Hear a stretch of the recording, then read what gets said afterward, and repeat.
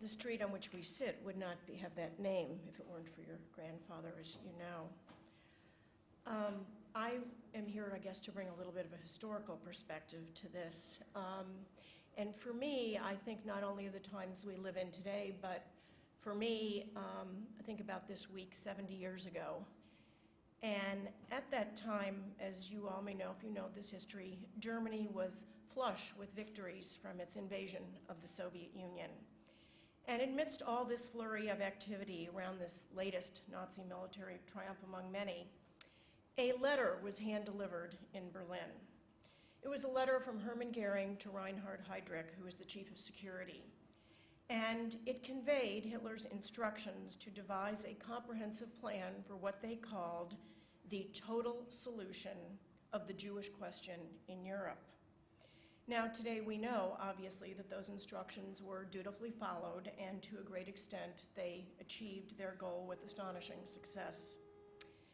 And it's understandable and obviously important for us to ask today, could this happen now, in light of course, what we've seen here? What is different 70 years later? We certainly weren't showing films like this in the 1930s and 40s.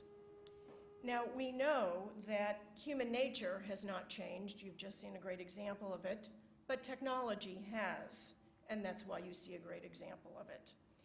As our museum teaches, though, technological progress is definitely not moral progress. Today, we have the internet, and we have weapons of mass destruction.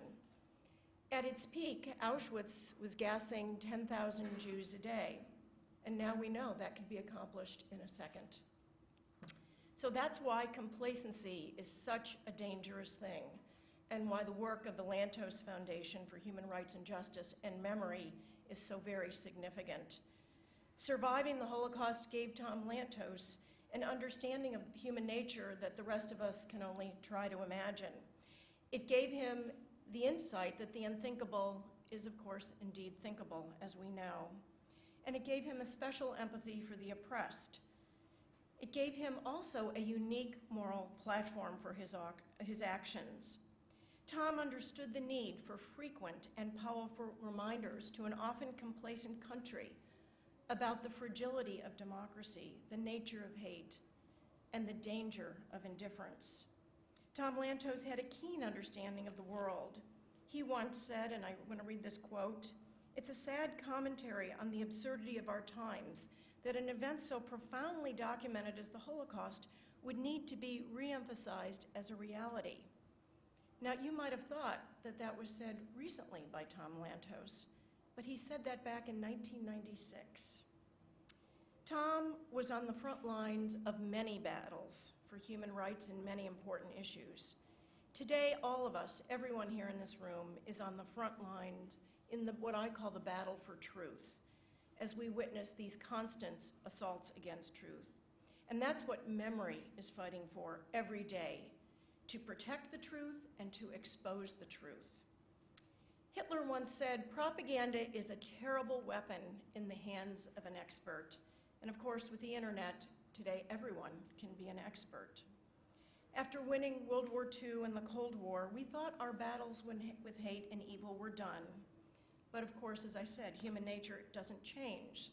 So we're facing old problems with new potential. Today, though, hate has never been deadlier. It's no accident that we're witnessing the rise of Holocaust denial and distortion, just as we're losing the survivors and the other eyewitnesses. Nor is it an accident that anti-Semitism is rising, just as the ideals of freedom and democracy are clashing with the forces of extremism and totalitarianism. Jews have long been associated with those ideals. So the partnership between the Lantos Foundation and Memory comes at a time of great urgency. Joining the talents of these two fine organizations is an enormous contribution to our understanding of the problem of anti-Semitism, which after 2,000 difficult years and the murder of 6 million Jews still plagues mankind. But no problem can be solved that is not first understood. And the first steps to understanding are documentation and study. The Holocaust Memorial Museum applauds the creation of this important archive and this partnership that's working diligently towards our common goal of confronting anti-Semitism and all forms of hatred. For as we know from the Holocaust, hatred is a virus. It never stays contained with one group. It always spreads and engulfs others in its wake.